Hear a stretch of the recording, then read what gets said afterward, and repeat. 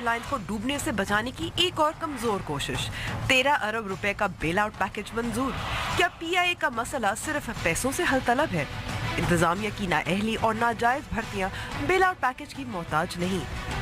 और Pakistan telecom sector में कहां खड़ा है? टेलीकॉम सेक्टर के मसाइल और हुकूमती पॉलिसियां, आम आदमी तक टेक्नोलॉजी के हुसूल, सब पर बात टेलीकॉम गुरु के साथ खुसूसी नशिस्त में। अस्सलाम वालेकुम and welcome to News Voice. मैं हूं अंबर शमसी। गुज़िश्ता 13 सालों से पाकिस्तान इंटरनेशनल एयरलाइंस का हर साल माली नुकसान होता जा रहा है। आखिरी साल जब PIA ने मुनाफा कमाया था वो था 2004। और अगर पाकिस्तान मुस्लिम लीग नून के दौरे हुकूमत पर नज़र डालें तो 2013 में 44 बिलियन रुपए का नुकसान हुआ, 2014 में 32 बिलियन रुपए का, 2015 में 32.5 बिलियन रुपए का और अंदाजों के मुताबिक 2016 में 45 बिलियन रुपए का नुकसान। उसका यही मतलब है कि 2013 के बाद एयरलाइन की माली हालत बदतर होती जा रही है। इस बात से ही अंदाज़ा लगाया जा सकता है कि न्यूयॉर्क तक की परवाज़ मुअत्तल कर दी गई है, वो भी ऐसे वक्त जब सर्दियों की छुट्टियां होती हैं, बुकिंग्स भी ज़्यादा होती हैं। इन हालात में हुकूमत PIA को 13 बिलियन रुपए दे रहा है, लेकिन इस पैसे से वक्ती तौर पर हमारे कौमी एयरलाइंस की माली मुश्किलात जैसे कि कर्जे हल तो हो जाएंगे, लेकिन ये देर पा हल तो नहीं है। ये तो ऐसा ही है कि जैसे कि कैंसर का मरीज हो और उसे सर दर्द की दवा दी जा रही हो। 2011 में पीपल्स पार्टी की हुकूमत ने PIA को 20 बिलियन रुपए दिए थे, 2012 में 4.5 बिलियन रुपए दिए थे, 2013 में 7 बिलियन रुपए, 2015 में करीबन 9.5 बिलियन रुपए और 2016 में 22 मिलियन रुपए PIA को दिए गए थे। ये तो वही मामला है कि जैसे पैसा फेंक तमाशा देख। इसके अलावा हम प्रोग्राम में बात कर रहे हैं टेलीकॉम सेक्टर की और हमारी जो गुफ्तगू खुसूसी गुफ्तगू है वो टेलीनॉर के सदर और CEO मिस्टर सैगवेद ब्रेके के साथ होगी। सुनेंगे कि जब पाकिस्तान में मोबाइल फ़ोन और मोबाइल इंटरनेट की इतने सारे सारफीन हैं, मिलियंस, तो हम म्यांमार जैसे छोटी आबादी वाले मुल्क से पीछे क्यों हैं? कुछ तो वजह हुकूमत की जानिब से टैक्सेस की है। शुरू करते हैं अपनी टॉप स्टोरी से एक ब्रेक के बाद और गुफ्तगू हम करेंगे PIA के बारे में।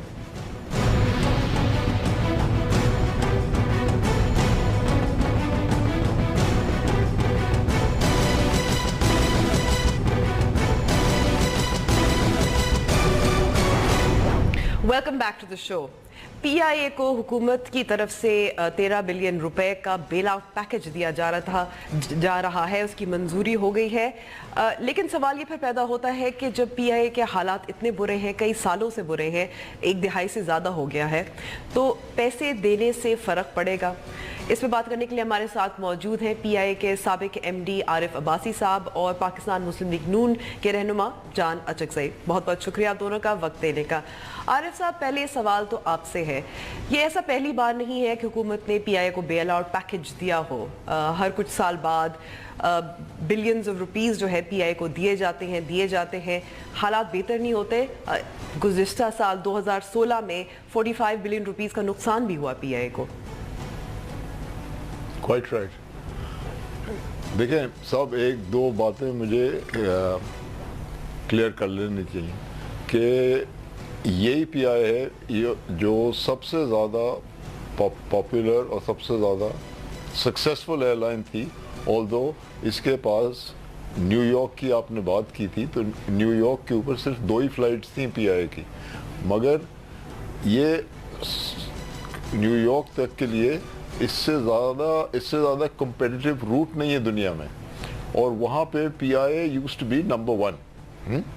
और सीट फैक्टर अभी तक मुझे याद है, हम अखबार में डॉन में देते थे फ्रंट पेज पे कि हमारा सीट फैक्टर 67% होता था। उस वक्त ये नंबर 1 एयरलाइन थी टू न्यूयॉर्क।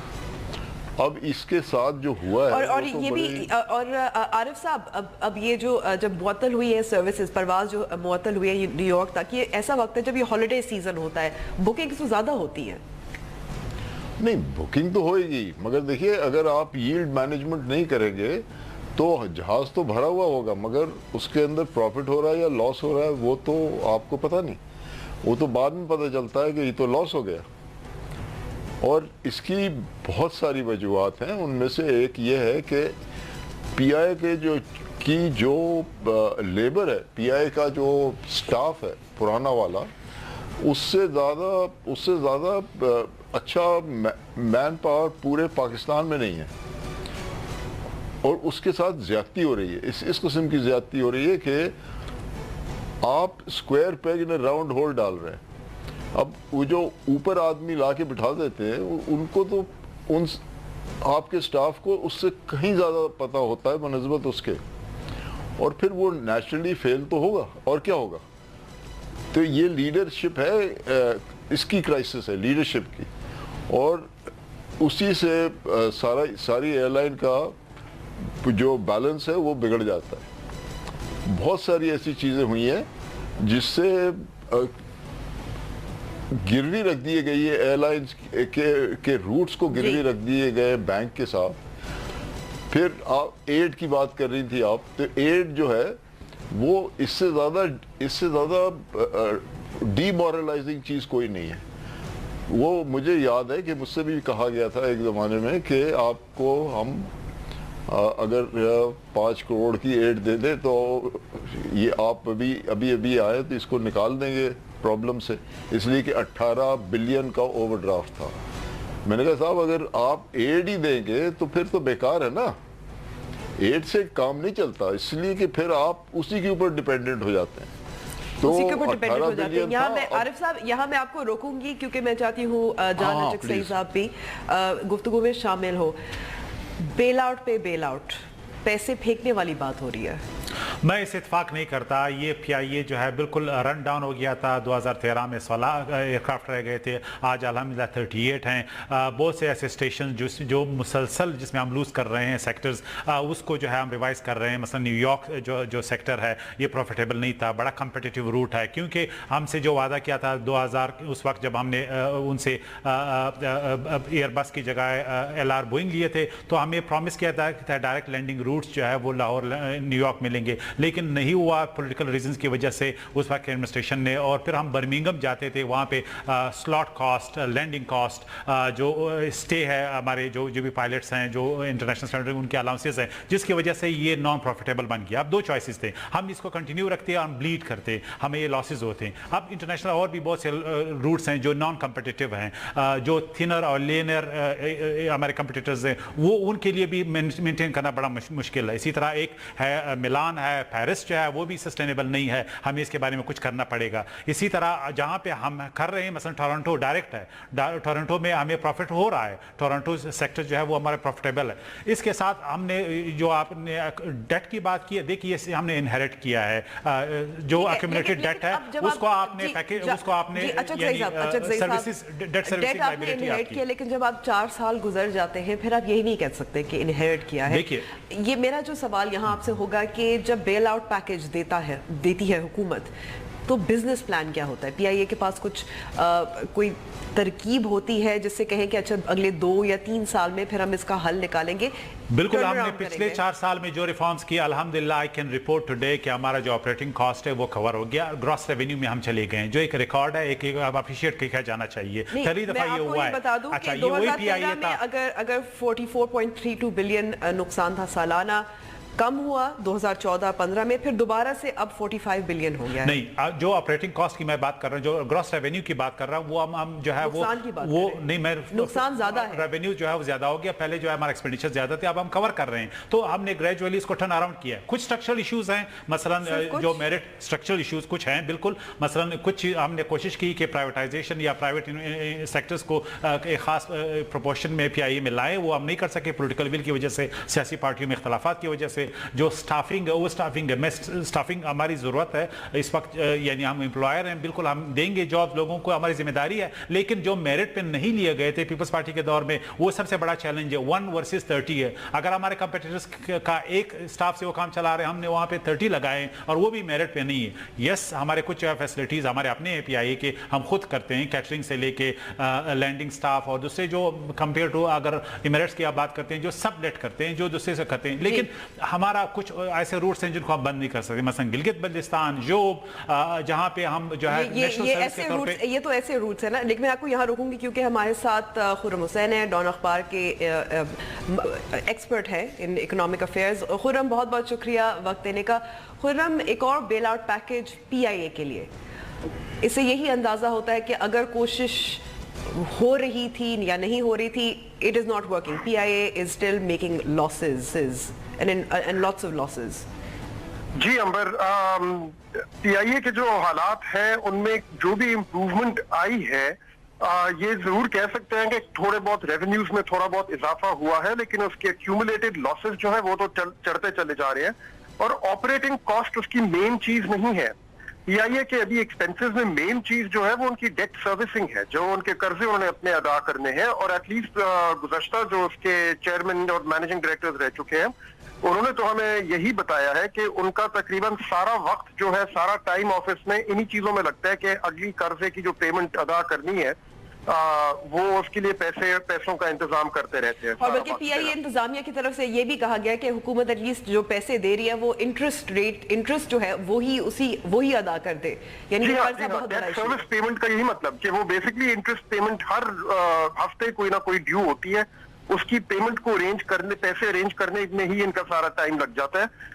लाजिम थोड़ी बहुत रेवेन्यूज में इजाफा आया है, और उसमें कितना मैनेजमेंट का कमाल है और कितनी उसमें लक का फैक्टर है, इस चीज के बारे में हमें नहीं पता। लेकिन ऑपरेटिंग कॉस्ट कोई इतनी मेजर इशू नहीं है PIA के लिए जितनी उनकी डेट सर्विस पेमेंट्स हैं। अच्छा, जो प्राइवेटाइजेशन का सारा शोर मचा था 2016 में, बिल भी पेश हुआ, फिर यूनियंस की तरफ से बहुत मज़ाहमत सामने आई, वो तो मामला बिल्कुल ठंडा खत्म हो गया है। जी हाँ, प्राइवेटाइजेशन का तो बिल्कुल खत्म हो गया, लेकिन उसमें इस गवर्नमेंट को ब्लेम करना थोड़ा मुश्किल है अंबर, क्योंकि PIA की प्राइवेटाइजेशन जो है वो 3 सक्सेसिव गवर्नमेंट्स ने ट्राई की है। परवेज मुशर्रफ के दौर में भी ट्राई किया गया था, पिछली PPP गवर्नमेंट ने प्राइवेटाइजेशन तो नहीं, अलबत्ता कोई स्ट्रेटेजिक पार्टनरशिप को एंटर करने के लिए कोशिश की थी, उसमें भी बहुत एकदम से सियासत खड़ी हो गई थी। और इस गवर्नमेंट ने भी दोबारा से जब ट्राई किया है तो वही रिजल्ट्स आए हैं। बेसिकली इसमें होता यह है कि जो भी गवर्नमेंट इन पावर होती है वो स्ट्रगल कर रही होती है इस इदारे की फाइनेंसेस और इसकी फाइनेंशियल हेल्थ को संभालने के लिए, और जो भी पार्टी ऑपोजिशन में होती है वो हर चीज पे शोर मचाती है। तो बेसिकली हर चीज इसमें पॉलिटिसाइज हो जाती है, और जो पावर में होता है उसको काम किया नहीं करने दिया जाता, और वही पार्टी जब ऑपोजिशन में आती है, तो जैसे अभी नून लीग वाले कहेंगे कि भाई हम तो इस इदारे को ठीक करने निकले थे, लेकिन फिर जब सियासी शोर मचा तो हमें मजबूर किया गया काम ना करने पे। लेकिन जब PMLN, जब नून लीग खुद ऑपोजिशन में थी, तो उन्होंने भी एग्जैक्टली यही हरकत की थी गुज़श्ता हुकूमत के साथ, और इन दोनों पार्टीज ने परवेज मुशर्रफ के दौर में भी एग्जैक्टली यही हरकत की थी। तो बेसिकली अपॉर्चुनिज्म हो रही है यहाँ पे, जो भी ऑपोजिशन में होता है वो हर पार्टी इन पावर जो है उसके हर चीज के ऊपर शोर मचाता है जहां भी उनको मौका मिले, और नेट रिजल्ट ये है कि इसके एक्यूमुलेटेड लॉसेस 320 अरब रुपए तक पहुंच चुके हैं, जो अभी आपकी एक्टिव सर्कुलर डेट के बराबर है। आरिफ साहब, जैसे अभी खुर्रम कह रहे थे, हर चीज सियासी बन जाती है, चाहे तकर्रियों का मामला हो, चाहे इसको प्राइवेटाइज करने का मामला हो, और PIA उसी तरह हमारे जो एक बोझ बन गया है टैक्स पेयर्स पर। जी देखिए साहब, ये जो एक साहब पहले जो थे वो जो कह रहे थे कि हमने ये भी बंद कर दिया तो वो भी बंद कर दिया, तो अगर आप बंद करने पे आते हैं तो फिर थोड़े दिन में बिजनेस जो है वो गायब हो जाती है। और ये कहना कि हमारा पोजीशन बेहतर हो गई है इसलिए कि हमने इतनी जगहों पे जाना बंद कर दिया है, ये तो इसका रूट कॉज नहीं है। जो रूट कॉज है उसको तो कोई फेस ही नहीं कर रहा। आपने फॉरेन एयरलाइंस को यहाँ पे डोमेस्टिक एयरलाइन बना दिया। उनको ये दुनिया में कहीं नहीं होता कि एक एयरलाइन है जो 5-5 दफ़ा यहाँ से टेक ऑफ करती है और पैसेंजर्स ले आती है, और वो तो राइट होता है आपके फ्लैग कैरियर का, मगर यहाँ पे उसका I think it's ignorance which is killing it, और कोई बात नहीं है। फिर एक और एयरलाइन है वो कम से कम 3 दफा यहाँ से डोमेस्टिक एयरलाइन बन जाती है। जी फिर आप देखिए कि आपने जैसे कहा कि अगर रूट बंद होता है तो फिर जाहिर है और जो दीगर एयरलाइंस हैं वो फायदा उठाती है, वो रूट वापस आता है या नहीं, उनको परमिशन नहीं देना चाहिए ना। लेकिन एक और सवाल यहाँ पैदा होता है कि अगर दीगर एयरलाइंस जैसे इत्तेहाद, कतर वो फायदा उठा रही हैं, उनकी सहूलियात भी तो बेहतर हैं PIA से। जो भी PIA इस पे जाता है, फ्लाइट पर जाता है, शिकायत ही करते हैं। Yes, but you must listen कि आप देखिए कि जो आपके चॉइस स्टेशंस थे, आपके एसेट्स थे, उनको भी बेच डाला, हाँ? और उनको बेचने के बाद वो पैसे कहाँ गए वल्लाह आलम। दे वर प्राइस स्टेशंस। अच्छा, फिर आप एयरलाइन के रूट के ऊपर रूट बंद किए जा रहे हैं, तो ये तो कोई सोल्यूशन नहीं हुआ ना। इसको आपको टैकल करना पड़ेगा एग्रेसिवली, फिर ये देखिएगा आप कि क्या होता है। मगर एग्रेसिवली टैकल करने के लिए आपको कुछ एयरलाइन बिजनेस के बारे में जानना भी तो चाहिए ना। आप इमेजिन करें कि अगर इस तरह से चलता रहा मामला, आपने अपना अच्छा खासा रिजर्वेशन सिस्टम जो था, it was as good as KLM और ब्रिटिश एयरवेज, उसको आपने बंद कर दिया और आप अटलांटा ऑफ ऑल प्लेसेस में आउटसोर्स कर दिया। ये कौन करता है? ठीक है, ये आरिफ साहब, मैं आपको यहाँ रोकूंगी, यहाँ जी यहाँ आपको रोकूंगी। अच्छा सही साहब, देखिए एयरलाइन चलाना आना चाहिए। अब आपके वजीर आजम शाहिद खान अब्बासी को तो एयरलाइन चलाना आता है, कुछ एटलीस्ट बिफोर द इलेक्शंस कुछ तो प्लान हो सकता है। देखिए, पहली बात ये कि हम सिर्फ बंद नहीं कर रहे हैं, हम एक्सपेंड भी कर रहे हैं। सेंट्रल एशिया में हमारे एक्सपेंशन हुई है, लैटिन अमेरिका में हुई है, तो जहाँ पे प्रॉफिटेबल सेक्टर्स हैं वो हम इस्टेब्लिश कर रहे हैं। कुछ लैटिन अमेरिका में प्रॉफिटेबल बिल्कुल है, मतलब वो आपको स्टॉप ओवर जो भी आप कॉस्ट बढ़ाते हैं, तो यानी जो भी आपकी एक स्लेब है उसी के मुताबिक आ जाता है। लेकिन यहाँ पे वेस्टर्न डेस्टिनेशन बड़े कम्पिटिटिव हैं, जहाँ पे हमने लॉस किए मिडल ईस्ट में किए, वो हमारी वजह ये नहीं कि हमने कम्पिटिटर्स के साथ लॉस किए, वो हमारी ओपन स्काई पॉलिसी है। चूंकि हमारे ज़्यादा लोग जो है मिडल ईस्ट जाते हैं पंजाब से, KPK से, और कोई ख़ास वेस्ट इंटरेस्ट के तहत हमें ये किया गया माजी में, शाहीन एयरलाइंस है जिसको भी ऑब्लाइज किया गया, लेकिन जिसकी वजह से हमने एक प्रॉफिटेबल सेक्टर लूज किया। It's a big loss to PIA। अब PIA की नेशनल जिम्मेदारी भी है कि हम वो भी फाइनेंस करें जहाँ पे हम लॉस कर रहे हैं परमानेंट। अभी मुल्क में तकरीबन मोर देन 7 ऐसे डेस्टिनेशंस हैं जो परमानेंटली हम सिर्फ सब्सिडाइज कर रहे हैं, क्योंकि एक नेशनल कैरियर है। मसलन गिलगित बल्तिस्तान है, मसलन जोब है, मसलन गवादर है, मसलन तुर्बत है, ऐसे बहुत से जो मैं आपको गिनवा सकता हूँ जो बिल्कुल यानी हम सिर्फ सब्सिडाइज कर रहे हैं, क्योंकि एक नेशनल करियर की हैसियत से कनेक्टर भी है। लेकिन कुछ चीज़ें जिनमें आपको ड्रास्टिक डिसीजन लेने पड़ेंगे। स्ट्रक्चर इश्यूज बिल्कुल हैं, इस पे हमने कौमी इत्तेफाक राय बनाना है कि क्या PIA को हम इसी तरह एक नेशनल एंटिटी के तौर पे रखना चाहते हैं, या इसको प्राइवेटाइज करना चाहते हैं, या PPP के तहत हम इसको जो है पब्लिक प्राइवेट पार्टनरशिप के तहत हम चलाना चाहते हैं। अभी तक हम इसमें कामयाब नहीं हुए, क्योंकि हमने कोशिश की, जिस तरह कहा गया, PTI ने हमारी मुखालफत की, यूनियन के साथ खड़े हो गए। माजी में शायद यही रवैया हमारा भी था, जो बिल्कुल एक्सेप्टेबल नहीं है, क्योंकि हमने वंस एंड फॉर ऑल जो हमारे बीमार सेक्टर्स जिसमें PIA है, स्टील है, दूसरे डिस्कोज हैं जो ब्लीडिंग कर रहे हैं हमारी इकोनॉमी की, उनके बारे में एक पॉलिटिकल डिसीजन लेना है, कौमी डिसीजन जो एक गवर्नमेंट नहीं ले सकती, चाहे वो PML है या दूसरे हैं। ये एक ओवरऑल बिगर पिक्चर का प्रॉब्लम है, जिसके सोल्यूशन एक कौमी विल के बाद ये आएगा, वो सिर्फ PIA नहीं है। अच्छा, खुर्रम, ओपन स्काइज पॉलिसी पे बात हुई है। PIA का ये भी कहना है कि ओपन स्काइज पॉलिसी की वजह से भी उन्हें नुकसान उठाना पड़ रहा है, लेकिन कंपटीशन तो अच्छी नहीं होती। नहीं अंबर, एक्चुअली देखें, ये इन्होंने बड़ी सही बात कही थी कि इस इदारे के बारे में बात भी करना, या इसके जो लोग आप इसके इंचार्ज लगा रहे हैं उनको एयरलाइन चलाने का और एविएशन इंडस्ट्री के बारे में मालूमात होना बहुत जरूरी है। अब मैं तो कोई एविएशन का एक्सपर्ट नहीं हूँ, मैं तो एक जर्नलिस्ट हुआ। मैं आपको सिर्फ ये बता सकता हूँ कि अभी रिजल्ट्स में क्या अनाउंस हुआ है और इदारे की मौजूदा सूरत हाल क्या है। इसकी बुनियादी कॉज क्या है, ये तो सवाल आपको एक्सपर्ट से पूछना पड़ेगा। I am the wrong person for that, क्योंकि मैं एज ए जर्नलिस्ट मेरी जगह नहीं बनती कि इस पे बात करूं कि इसकी बुनियादी कॉज क्या है।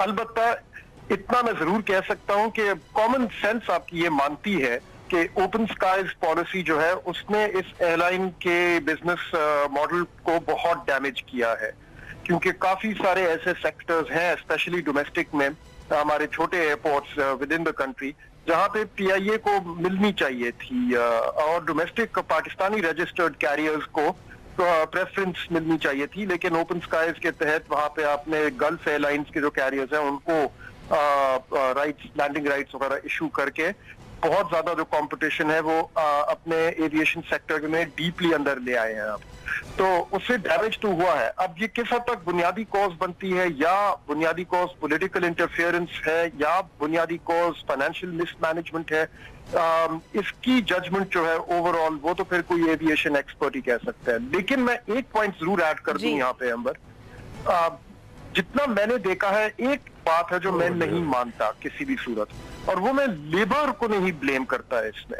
जो काफी किया जाता है कि इसमें लेबर यूनियंस जो है, इसका जो अमला है, इसके जो वर्कर्स हैं PIA के, उनको दे आर एट फॉल्ट, क्योंकि वो रैकेट्स चलाते हैं, उनकी तादाद बहुत ज्यादा हो गई है, उनकी पेरोल बहुत ज्यादा हो गई है।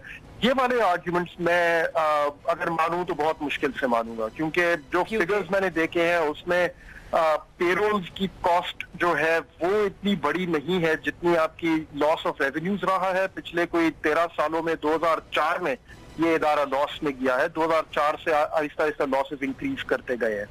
वहां से ऑनवर्ड्स पेरोल कॉस्ट जो है वो इतनी ज्यादा नहीं चढ़ी आपकी जितनी बाकी कॉस्ट कनेक्टेड टू ऑयल या आपके जो रेवेन्यूज डिप हुए हैं because of open skies policy, ज्यादा फॉल्ट उधर आती है।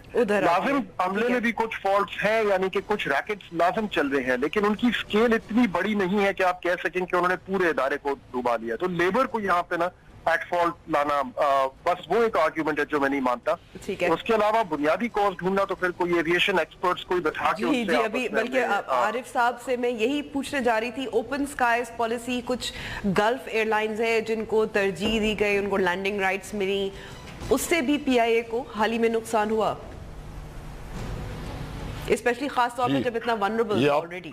ये आप मुझसे पूछ रही हैं ना? जी आरिफ साहब, देखिए ओपन स्काइज पॉलिसी जो है उसके ये माने नहीं है कि आप हर किसी को आने दें अंदर, ये बिल्कुल गलत है, इंटरप्रिटेशन ही गलत। ये आप एक एयरलाइन की एग्जांपल दे दें दुनिया में जो फॉरेन एयरलाइंस को डोमेस्टिक एयरलाइन की तरह इस्तेमाल कर रही है, एक बात। दूसरी बात यह है कि आप अगर देखिए कि एक हैंडलिंग एजेंसी जो होती है उसको कभी बाहर की हैंडलिंग एजेंसी को वो राइट्स नहीं मिलते हैं। आपने यहाँ पे लाके दनाता को बिठा दिया, वो काम कर रहे हैं यहाँ पर और पैसे भेज रहे हैं दुबई। ये दुनिया में कहीं नहीं होता। और इस तरह के मैं आपको अगर एग्जाम्पल्स गिना दूँ ना तो ये प्रोग्राम खत्म हो जाएगा। This is not right. ये तो this is borne out of ignorance और कोई बात नहीं है। ये ऐसी चीजें कोई नहीं करता, दुनिया में कोई नहीं करता। और फिर आप देखिए कि आप एडवर्टाइज करते थे अखबार में कि आप 44 एयरलाइंस को ट्रेनिंग देते थे अपने ट्रेनिंग सेंटर में। आज अपने आप को आप ट्रेनिंग सेंटर में ट्रेनिंग नहीं दे सकते। क्यों? इसीलिए कि आपने अंधाधुंध लोगों को भर लिया। फिर ये जो साहब थे ये बात कर रहे थे अबाउट आपकी जो ऑपरेटिंग कॉस्ट है और पेरोल। जी पेरोल जो है उसका इम्पैक्ट फॉरेन एयरलाइंस के अंदर इज समथिंग लाइक 70%, 60%। आपका तो सिर्फ लेस देन 40% है। तो ये तो कभी कॉज हो ही नहीं सकता। 40% है। जी आरिफ अब्बासी साहब, खुर्रम हुसैन, जान चकसई साहब, आप सबका शुक्रिया वक्त लेते हैं। ब्रेक के बाद हम बात करेंगे पाकिस्तान में टेलीकॉम सेक्टर की। ऐसा क्यों है कि पाकिस्तान जिसकी आबादी म्यांमार जैसे मुल्क से ज़्यादा है, लेकिन इंटरनेट पेनिट्रेशन और मोबाइल फ़ोन का जो इस्तेमाल है सार्फिन वो ज़्यादा नहीं हो रहे, वो एक लिमिट तक पहुँच गए हैं।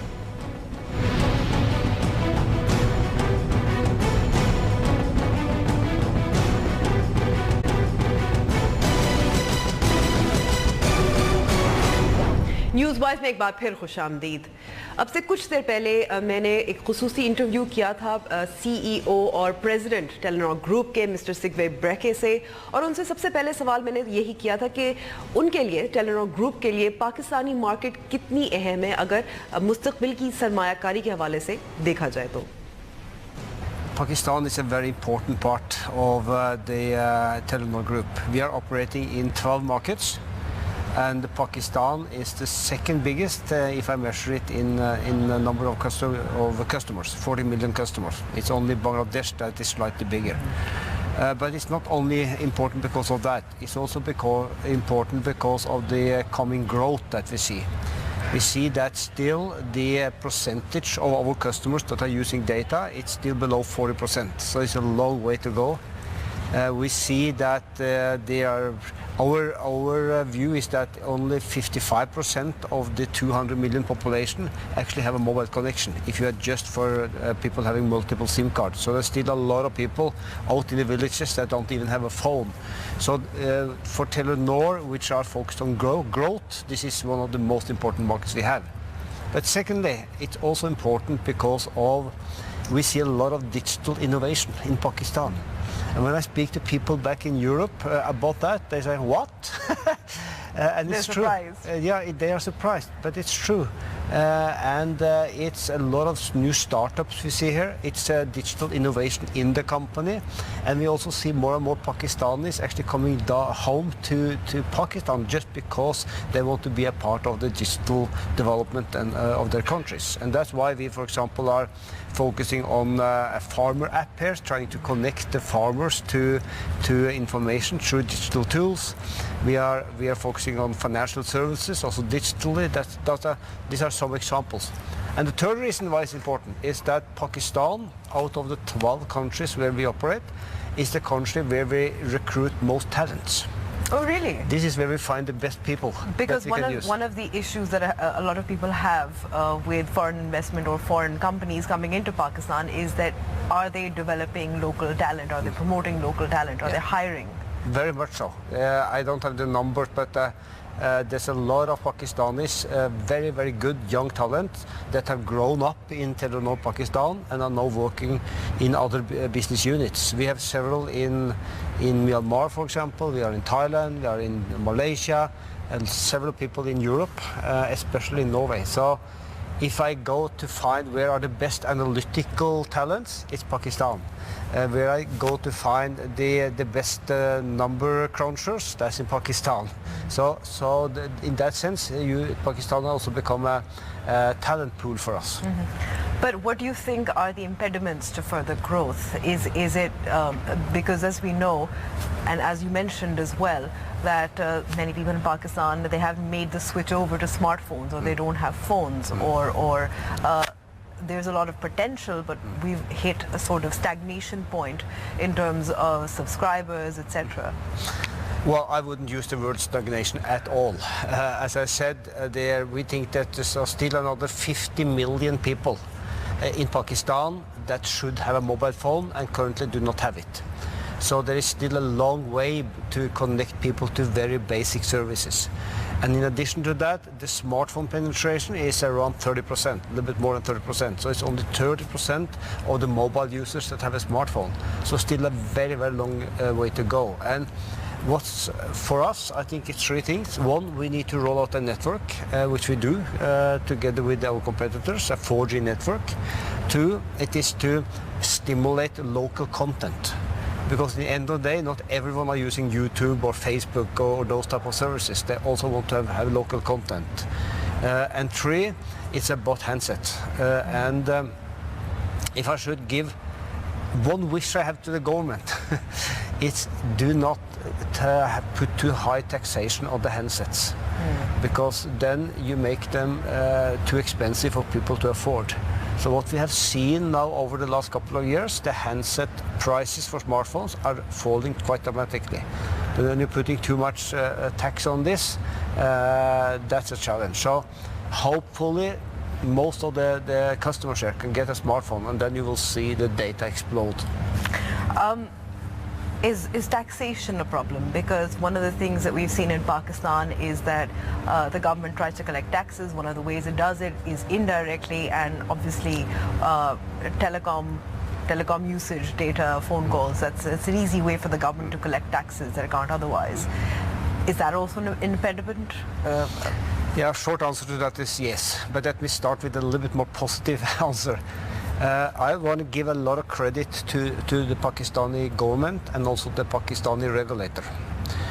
because Pakistan it's one of the best countries we work in when it comes to predictability with business rules, foreign investment protection, clear and foresighted regulations. All that is very good, with one exception, and that's the taxes. And I think the telecom sector in Pakistan is paying around 40% of our revenues in tax. That's the highest in the world. What we have to do with that is to pass over this to the consumers, which again means that we cannot be affordable for everyone.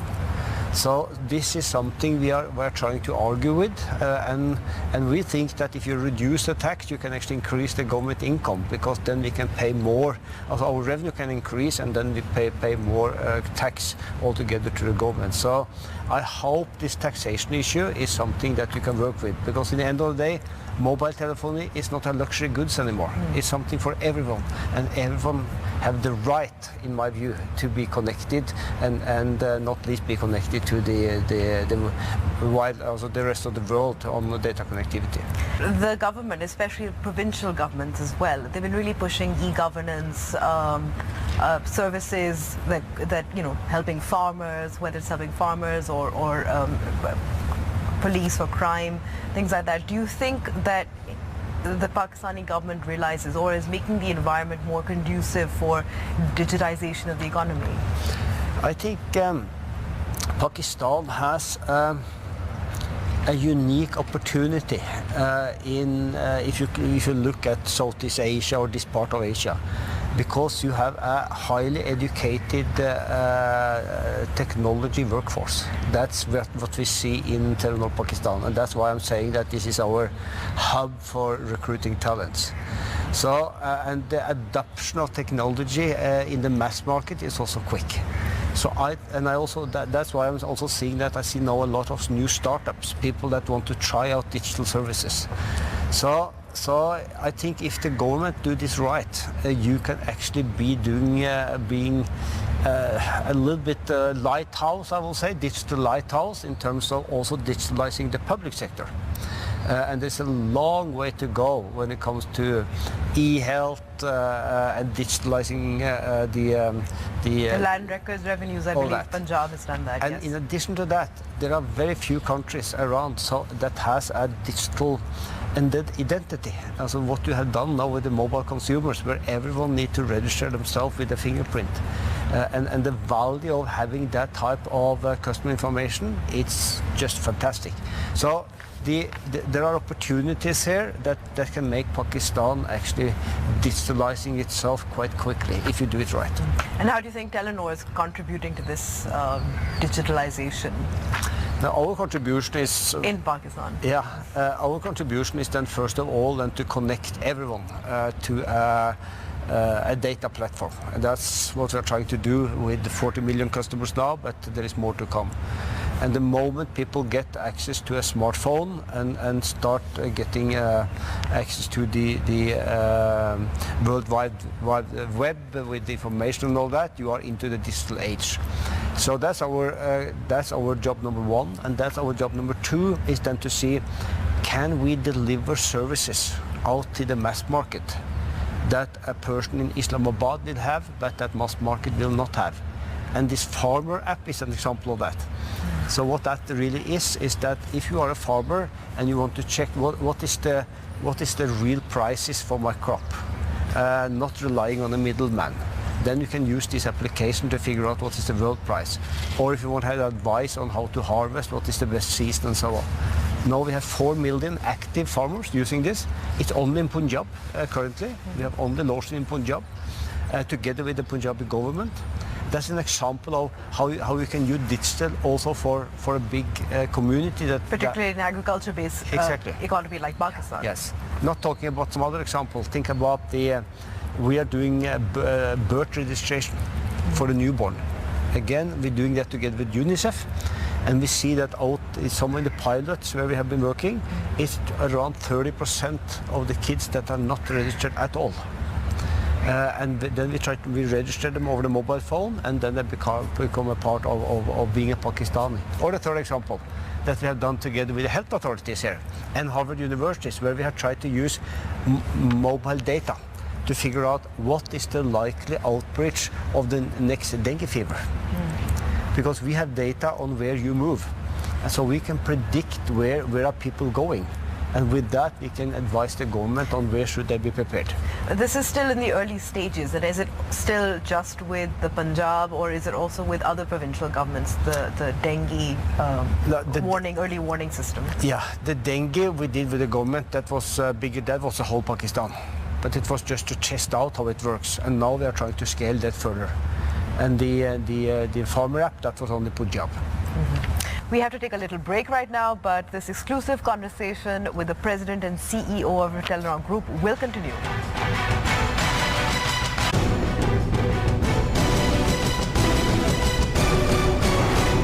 Welcome back to the show.